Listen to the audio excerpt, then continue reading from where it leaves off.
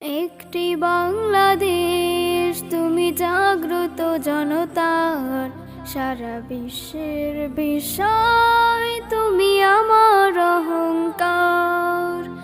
একটি বাংলাদেশ, তুমি জাগ্রত জনতার সারা বিশ্বের বিস্ময়, তুমি আমার অহংকার।